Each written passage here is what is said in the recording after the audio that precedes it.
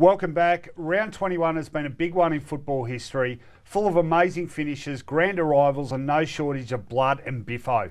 Let's have a look at some truly graphic moments of footy history, because like Lou Richards daring to cut Ted Whitten's lawn with a pair of nail scissors, so are the rounds of our lives.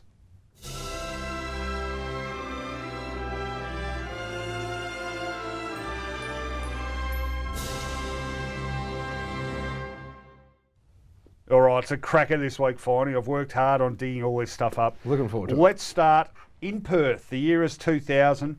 It's the derby. Fremantle playing West Coast. But not just any derby, Finey. It's a the derby. Demolition...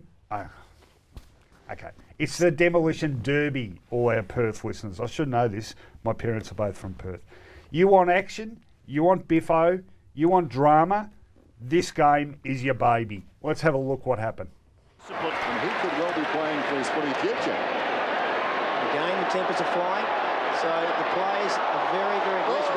Dale Pickett has just thrown a couple. Look at this, Dennis. This is not good. Dale, he's got a booking this week.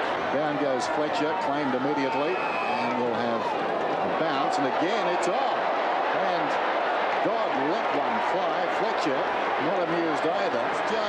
Jones kicks down towards his attacking 50. At the back is Brown. Peter Matera deep in the pocket. Snaps it back. Here's a chance. Glass couldn't get there. Did he touch it?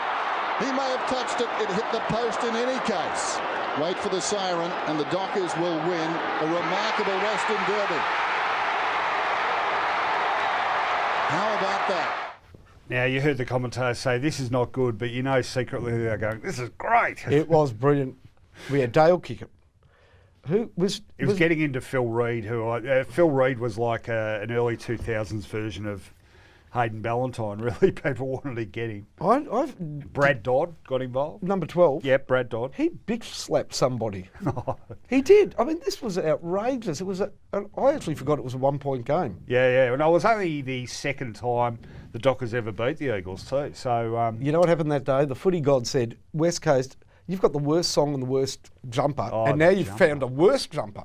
Got what they deserved. That was actually, when we go through the pantheon of bad AFL jumpers, that is right at the top, that one, isn't it? It's like Ken Doan on speed or something. You know, I know it was a special round on bad jumpers. St Kilda's numbers at the ground were illegible. Yeah. Nobody could, it was this blur of sort of rainbow pleasantry. Fortunately, West Coast was so bad that year, some of the numbers you didn't need to remember in 12 months' time. That was a great game. All right, let's go to number 4. Now, this is a great memory, Finey. The year is 1973. The venue was Waverley. The teams are Collingwood and Hawthorn. Hawthorn have still got an outside chance of making the final. So what do? They send an SOS to Tasmania and to their favourite full forward son, Peter Hudson. Hasn't played since round 1, 1972, when he famously damaged his knee. Answers the SOS, arrives at Waverley in a helicopter, a little bit overweight, but still able to turn it on. Let's see how he did it.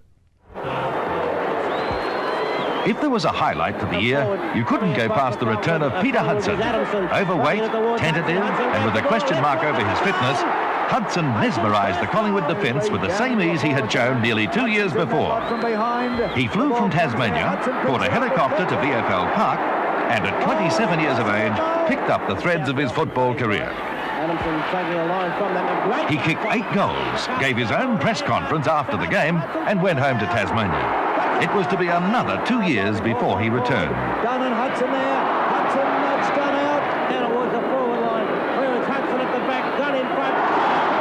Hudson, who just that ball to fix it. Can't read the game in front. Kicking to the Wellington Road end. Hawthorn need this one. He kicks and he's put it through.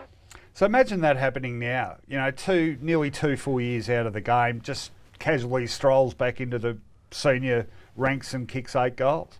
They lost the game and didn't make the finals, but fantastic It's effort. just great to watch. Seeing Twiggy Dunn being moved metres by a man's backside. It was just... It was big backside. You know, for years people have celebrated the pop star-like arrival in the helicopter, and I used to get really angry. I used to say, the reason he took a helicopter is because the road to Waverley is pathetic. You know, I had to drive it every week. Yeah. I said, he didn't take it out of choice. He took it because there's no public transport. It's one lane either way.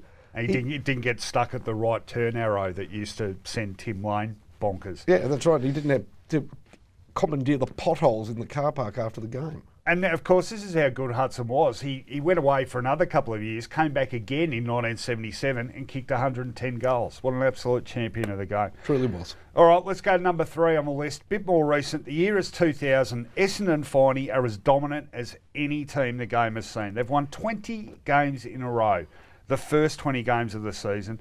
But Terry Wallace has, like Baldrick, a cunning plan. He employs the ultra flood, and in a very, very scrappy and low-scoring game, the Bulldogs are just a kick down on the Bombers with not much time left. How did it finish? Let's have a look. Off hands, Fletcher out in the full. It is 2. Out on the full from Fletcher. How many mistakes can the Bombers make? Well, Collingwood's got it. He's got to kick a banana, sure. I mean, if the siren's set... Oh, Chris Grant's got it. Grant's got it. Well, I'll tell you what, a couple of years ago I said Carey would have kicked a goal in Perth that Grant didn't make. This is the sort of goal that the champ might kick here. I reckon that stung him a bit and he wants these. Will he kick a banana or will he run out onto the left foot? This is where Hudson was last week, exactly the same spot. 36th position. Over left foot. He kicked the goal to bring him back into the game. It's a great kick. He's kicked it. A magnificent effort.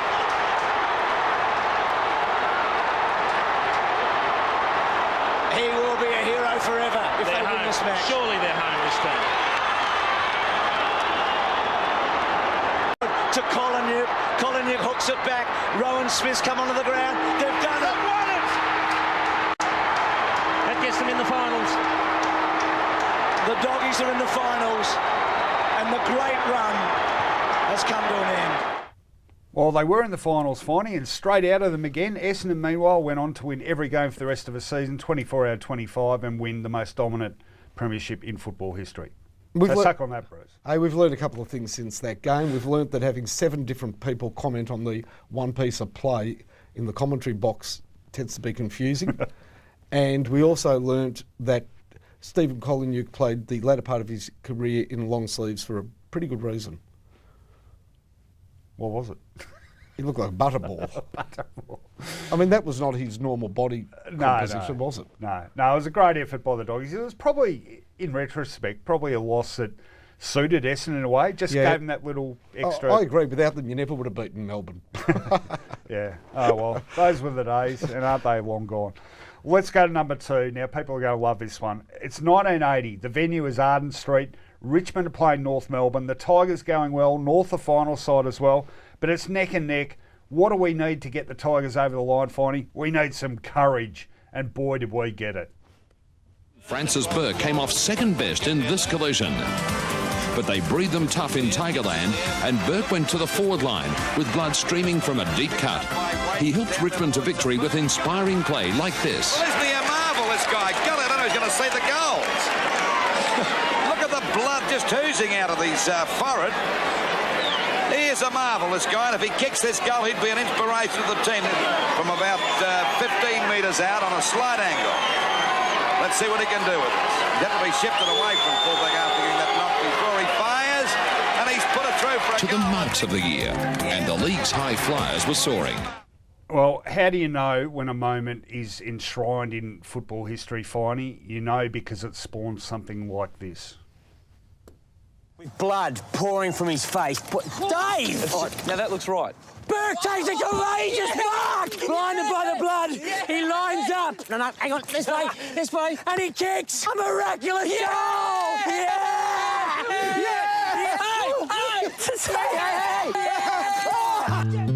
Yellow and black. I think that's the only time I've ever seen Francis Burke laugh.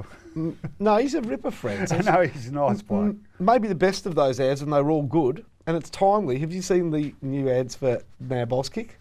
Oh, yeah, they're terrific. I mean, they're great. Yeah, So we've got good footy ads again. And just on that, he got that injury, as often is the case, friendly fire. He hit Greg Strawn front on. What did Greg Strawn have down his trousers? Cutlery? Might have been like the drummer in Spinal Tap when they went through the metal detector. Jeepers. I mean, he got shredded by Greg Strawn. All right. No, we're done, aren't we? We're not doing this one. Oh, yes, we are doing this one. You're just going to have to sit and take it. The year is 2005. It's Subiaco. The teams are Fremantle and St Kilda. Friday night football, big stage, and one on which the Dockers have regularly disappointed. Looks like they're going to go down again, but some drama. Justin Pickett takes a casual stroll across the half-back line and gets mowed down. The ball is turned over, and then this happens. 33 seconds to go.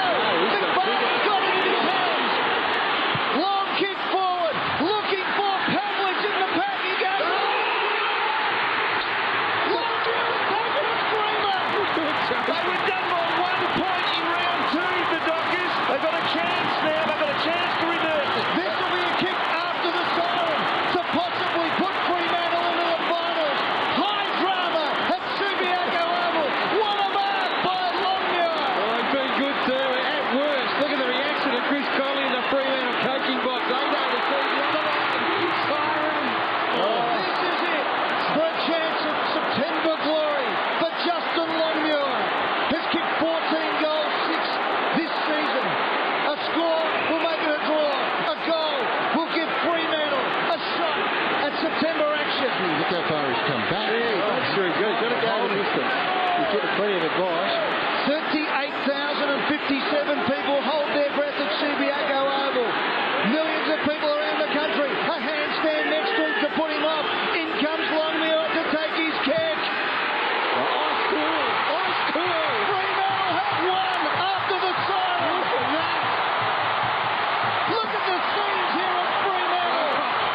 The Dockers, shockers on Friday night football, become last-second heroes. I actually watched that game in a pub that night, and the crowd went off, Finey. It was, I know... There was whispers in the sky. The That's right, umpires yep. were accused by Grant Thomas of saying we something them whatever.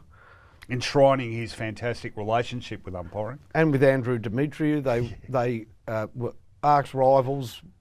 History would say that Demetriou was capable of holding a grudge, as we know, and they're all now sort of, he and Grant Thomas are not heavily involved in the game anymore, and sometimes it's better that the people that don't play the game don't get too big. Well, Grant's free to criticise umpires to his heart's content, which he does about every 10 seconds on Twitter, Finey. And he sometimes gets you as well. He did, but we won't go there. You know, with all the programs they've had in place and the youth girls coming through, like I went and watched the Youth Girls Carnival a couple of months ago and I was blown away. Like they were, you know, the skill level and the way they moved the ball was phenomenal. So the skill is definitely there.